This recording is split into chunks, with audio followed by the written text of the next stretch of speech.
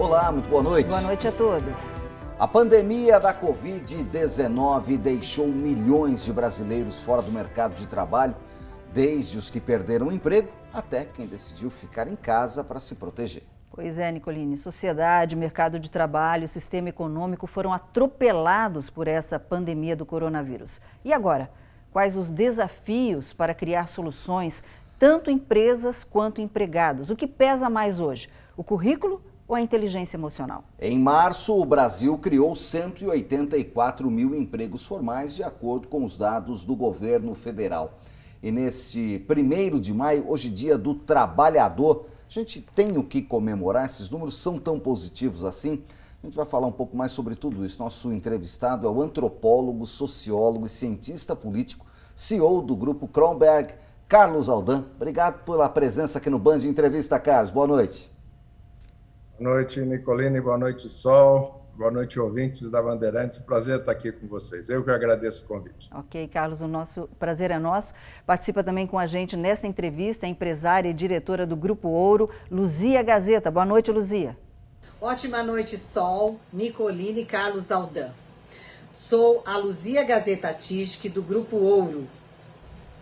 Obrigado, Luzia. Muito boa participação. Carlos, vamos começar falando dessa loucura, desse momento de um ano de pandemia. Infelizmente, muita gente está fora do mercado de trabalho e tem muito empresário sem saber como contratar, não pode fazer seleção presencial, não sabe o que fazer, tudo está sendo novo. Como lidar com esse mundo novo que a pandemia nos colocou nesse Dia do Trabalhador, hein? Haja resiliência emocional, né, Nicolini? Para enfrentar esses ambientes cada vez mais incertos, desconhecidos e ambíguos. E tem sido desafiador, os transtornos mentais têm aumentado dramaticamente nesses últimos 13 meses e não sem razão. E há ferramentas, felizmente, né, de várias áreas de novas ciências, como a psicologia positiva, a inteligência emocional e a neurociência, que nos ajudam, Nicolini, Sol e Luzia, prazer estar aqui com você, Luzia, a proteger a nossa saúde mental, o nosso bem-estar, de forma que a gente possa prosperar na pós-pandemia, né? E jamais perder essa convicção inabalável de que a gente vai triunfar, né, Nicolini?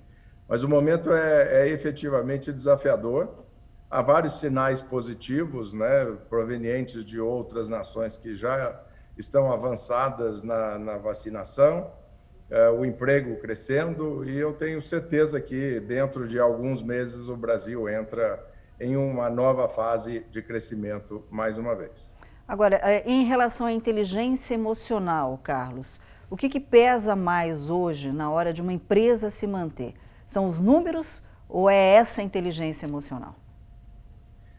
Então, na realidade, os números dependem muito de inteligência emocional hoje, Sol.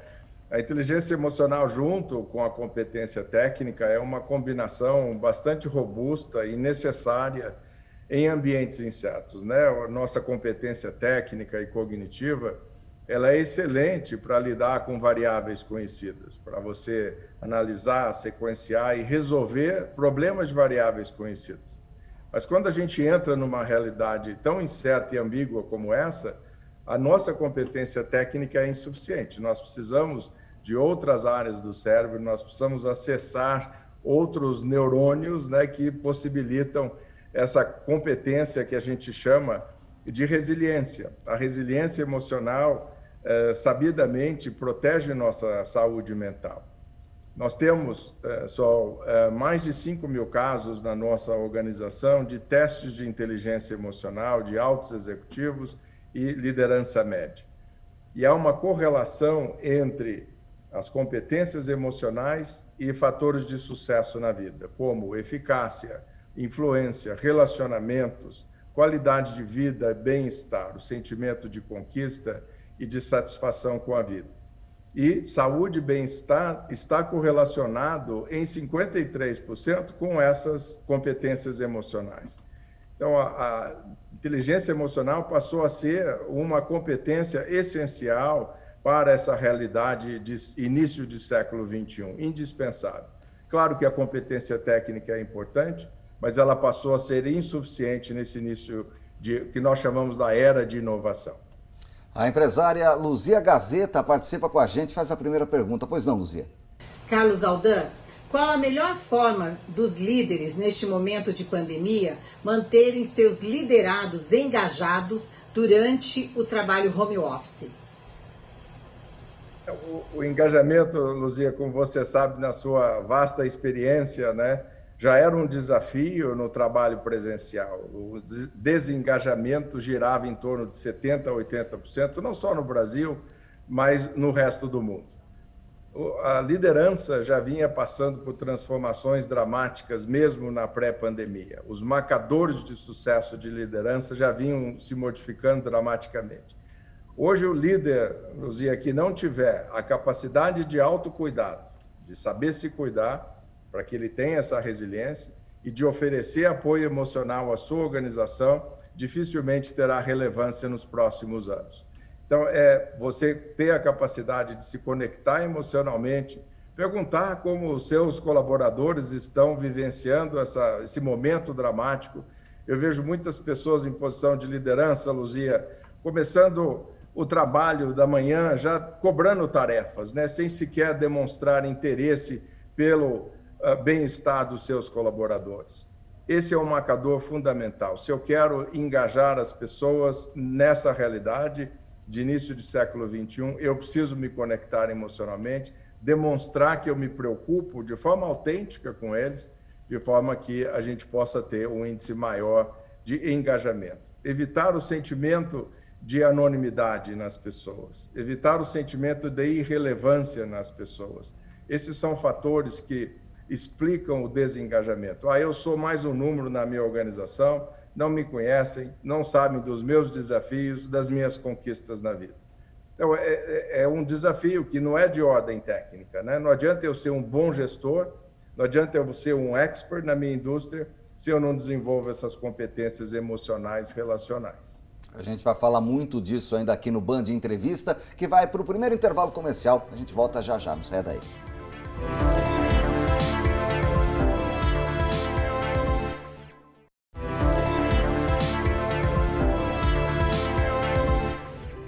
Estamos de volta com o Band Entrevista, que neste dia 1º de maio recebe Carlos Aldan, CEO do Grupo Kronberg, falando sobre mercado de trabalho, pandemia, crise e inteligência emocional. Participa também com a gente a empresária e diretora do Grupo Ouro, a Luzia Gazeta, que daqui a pouquinho vai fazer mais perguntas. Mas eu queria já emendar nessa questão, você falou da questão emocional, da inteligência emocional, e é um dos principais assuntos nossos hoje, Carlos. Como a pessoa que tem que ficar em casa fechada, se sai muito pouco, né? Agora o comércio reabriu, ainda de forma cheia de restrições por conta da pandemia. Então é do trabalho para casa, de casa para o trabalho, fim de semana geralmente em casa com a família para a maioria das pessoas. É preciso enxergar um diferente em casa nesses momentos de lazer e principalmente quem está de home office, para não ter esse embaralhamento de lazer e trabalho, e aí se trabalha 24 horas por dia, ou se tem lazer e aí não consegue trabalhar 24 horas por dia. Como fazer isso nesse momento? Qual a dica?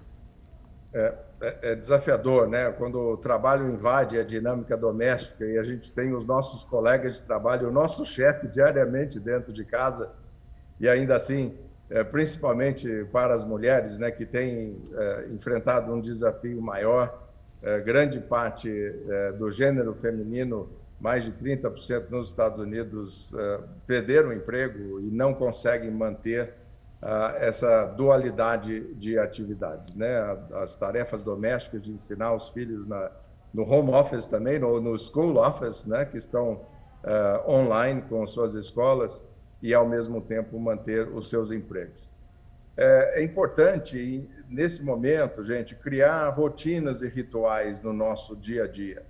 A gente perdeu a autonomia, né? Todos estamos enfrentando o que nós chamamos de perdas antecipatórias, né? É o medo de perda da nossa própria saúde, medo de perda da saúde e até mesmo da vida de um ente querido, medo de perda de nossa segurança financeira, de nossas competências, de nosso status e até mesmo de nossa identidade, que já vem sofrendo mudanças dramáticas nesses 13 meses. Esse conjunto de perdas antecipatórias gera emoções muito fortes. A ansiedade, a gente fez uma pesquisa com 15 mil altos líderes e média liderança no Brasil nesses últimos 8 meses. E a ansiedade é a emoção que mais aparece. Se eu não souber lidar com as emoções, elas podem se transformar em potentes inimigos contra nós. A inteligência emocional nos ensina a transformar essas emoções em home office, nesse momento de pandemia, em recursos estratégicos a nosso favor. Daí a importância da inteligência emocional nesse momento. Há inúmeras ferramentas, inúmeras intervenções validadas cientificamente, que demonstradamente protegem a nossa saúde mental, fortalecendo o nosso sistema imunológico. E dentro de casa, os rituais e as rotinas nos devolvem um certo sentimento de autonomia perdida. E isso faz bem, né, para a nossa saúde mental. Aquela sensação, pelo menos momentânea, de volta desse poder, né, sobre a minha vida, da nossa autonomia. Outro dia nós estávamos falando com um grupo e um CEO falou, olha, eu estou em casa, eu ponho um tapete assim, do lado da minha escrivaninha. Eu atravessei o tapete para dentro da escrivaninha, eu sou o presidente da empresa. Atravessei o tapete para fora, eu sou o pai de família. Então, são rituais como esses, serem bondosos com vocês mesmos, procurar as atividades que trazem calma, fazer uma caminhada, ouvir música, fazer os exercícios de mindfulness, de yoga, tudo isso demonstradamente protege nossa saúde mental.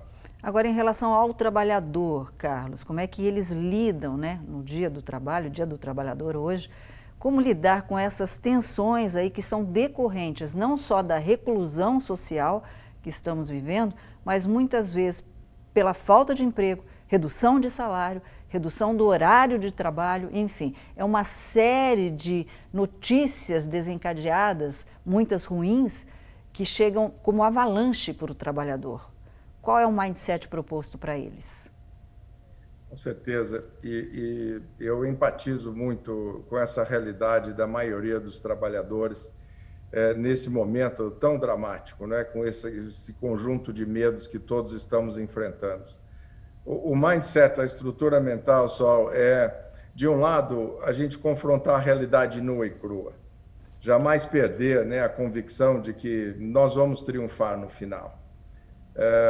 Do outro lado. Então, de um lado, não nutrir expectativas equivocadas de que isso vai terminar daqui a 2, 3 meses. Essa crise, a gente achou lá atrás, em março, né, que a gente tinha entrado numa corrida de 100 metros, nós estamos num triatlo infindável.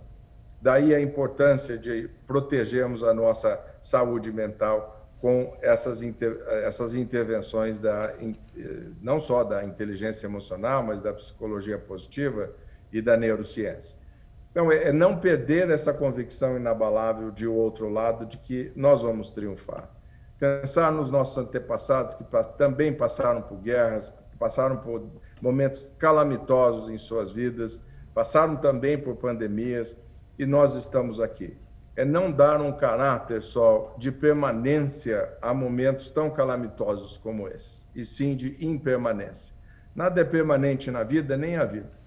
Então, eventualmente, essa crise, não querendo ser leviano, gente, com o sofrimento de ninguém, e realmente é um momento difícil para todos. Sem dúvida. Mas não tem um caráter de permanência a esse momento tão calamitoso que a gente está vivendo. Vamos para mais uma pergunta da empresária Luzia Gazeta conosco hoje. Pois não, Luzia? Como desenvolver uma comunicação empática frente às tensões vivenciadas neste momento de pandemia que tem se estendido por mais de um ano? Excelente pergunta, Luzia. A empatia, para nós, além de ser aquela habilidade de nos colocarmos, né, emocionalmente no lugar do outro, ou no sapato do outro, como a gente diz, para nós ela tem 3 dimensões, né? A dimensão cognitiva, nossa capacidade de inferir os pensamentos do nosso interlocutor, é a dimensão emocional, que é a capacidade de inferir as emoções que a outra pessoa está experimentando, mas eu só fecho o ciclo da empatia com a 3ª dimensão, que é o cuidado empático. É eu validar aquilo que eu identifiquei na pessoa, cognitiva e emocionalmente. E a empatia, a prática da empatia, da comunicação empática, a primeira técnica, Luzia, e você conhece, é nós suspendermos o julgamento. Nós nunca sabemos, gente, o que está se passando do outro lado. Como cada indivíduo está processando essa crise. Então, não julgue as pessoas. Você sabe quem contava uma história fantástica sobre a empatia? Era Stephen Covey. Ele estava no metrô de Nova York no domingo de manhã. Entra um senhor com 2 filhos e tinha um gato pingado ali dormindo do lado dele, ele lendo o jornal. Os filhos começam a correr pelo vagão e bater no jornal e o pai alheio ao que estava acontecendo.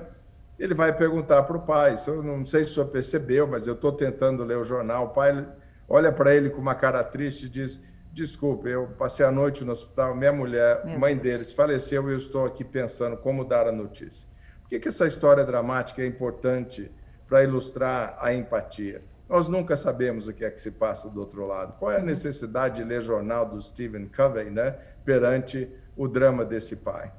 Então, a comunicação empática implica necessariamente em suspender o julgamento e trazer a curiosidade no lugar. Ok. Então. Se alguém está se comportando de forma diversa à nossa expectativa, pergunte-se, será que essa pessoa é assim ou está assim? Né? É se colocar no lugar, né? Carlos, a gente vai fazer a última paradinha aqui do Band Entrevista e voltamos em instantes, não sai daí.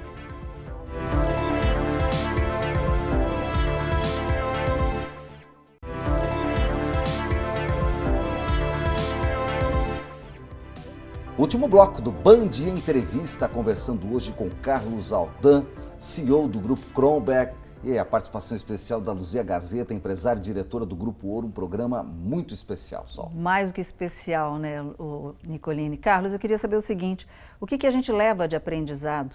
O que os empresários levam de aprendizado com tudo isso que nós estamos passando? Eu acho que a gente está se tornando, Sol, mais compassivo, né, com essa realidade que nivelou todo mundo, independentemente de status, de poder financeiro, todos estamos submetidos a esses mesmos medos mencionados, a essa situação calamitosa desse vírus. Então, eu imagino que nós sairemos em um mundo mais humano, mais saudável e mais compassivo como resultado dessa experiência. Aproveitar esse momento para fazer as transformações em nossas vidas, mesmo que seja só na nossa vida individual. Não precisamos transformar o mundo necessariamente, mas aquelas transformações que a gente empurrava com a barriga, né? Aproveitar esse momento que um vírus questionou o nosso status quo e fazer as transformações desejadas. E eu acho que esse é uma preocupação e uma reflexão que muitos líderes com quem eu convivo estão fazendo nesse momento. Luzia Gazeta, pois não, sua participação. Na sua opinião, quais as competências comportamentais neste momento de pandemia faz total diferença para se destacar e conseguir aquele emprego tão desejado? Excelente pergunta, Luzia. Obrigado. A autoconsciência, a nossa habilidade de entender como as nossas emoções, nossos padrões emocionais influenciam os nossos pensamentos e comportamentos, antes de nos comportarmos, claro. É a nossa autorregulação emocional, capacidade de transformar a emoção em um recurso estratégico a nosso favor ou em comportamentos produtivos, e a autodireção, que tem a empatia e o propósito, né? Uma pessoa propositada e empática faz a diferença. Hoje, os empregadores procuram, não só por competência técnica, mas principalmente por caráter, principalmente por valores, inclusive espirituais. Espiritual não tem necessariamente uma conexão com religião, mas é uma conexão com um propósito, uma razão maior do que nós fazemos o que fazemos, e essa capacidade de nos colocarmos no lugar do outro. Essas são competências indispensáveis para a gente florescer, prosperar nesse novo futuro de possibilidades. Ou seja, Carlos, no meio de tudo isso, nunca foi tão importante voltar a ouvir aquela música que faz tempo que não ouve, conseguir com isso trazer um equilíbrio para a vida, para conseguir chegar daí no trabalho e estar 100% ali e dar os 100% necessários? E investir em relacionamentos, Nicolini. Nós somos seres hipersociais. Estamos socialmente distantes, mas não necessariamente desconectados emocionalmente. Ou isolados. Esse é o momento da gente procurar os relacionamentos, amigos, colega de faculdade, de trabalho, não deixem de investir em relacionamento, não se isolem. O isolamento, a solidão vai só aumentar os nossos transtornos mentais. Relacionamento é tudo. Uma última perguntinha. Quem não se adequar, qual o futuro dessa pessoa ou desse empresário? Olha, a gente trabalha com empresários e líderes só, e o que a gente diz é ou você faz essa transição ou perderá relevância nos próximos 3, máximo 5 anos, né? E a transição não basta ser um gestor, como eu disse, ou um expert na indústria, ele precisa ser um líder inspirador, um líder adaptativo, um líder coach que saiba dar feedback para evitar o desengajamento, como a Luzia nos perguntou, né? Esse é o processo de upskilling que a gente se refere, né? Adicionar essas competências às competências existentes. Não em substituição à boa gestão ou expertise na indústria, mas em adição a essas dimensões de liderança. E o mais ou fazem importante, essa transição ou perderão relevância. E o mais importante, nunca é tarde para procurar a novidade, né? Porque tem, mas eu faço assim faz 20 anos, cara, eu faço faz 40 anos. Né? Em algumas empresas tem líderes aí longevos, mas pode ficar para trás rapidamente, como você está falando, né? E, Nicolini, nós temos uma habilidade cerebral descoberta recentemente nas últimas 3, quase 4 décadas, que é a neuroplasticidade. O cérebro é um órgão plástico, se modifica na sua estrutura e na sua funcionalidade. Portanto, mudança profunda e duradoura é possível em qualquer idade, Nicolini. Ninguém pode dar essa desculpa. Eu sou velho, eu sempre fiz assim. Se você quiser, o teu cérebro permite, desde que tenhamos um cérebro saudável, claro. Te permite mudança profunda e duradoura em qualquer idade. Bacana. O gostoso de fazer o programa, sabe o que é? Aprender. Aprender, viu, Carlos? Aprender muito com você. Muito Agradeço bom. demais a sua participação. Foi um excelente programa, com muito aprendizado realmente. Muito obrigada, viu? Eu que agradeço. Obrigado. Boa noite a todos. Obrigada. Nós que agradecemos, muito obrigado. Agradecemos também a presença da empresária Luzia Gazeta, do Grupo Ouro, neste Band Entrevista. Obrigado, Luzia. Quero agradecer a você, Sol, Nicolini e Carlos Aldan, pelo convite de poder estar aqui com vocês essa noite. Gratidão. Muito bom, o Band Entrevista fica por aqui. Obrigado pela sua companhia. Não se esqueça, hein? A gente tem sempre um encontro marcado aos sábados, 6:50 da noite. Uma boa noite a todos. Até a próxima.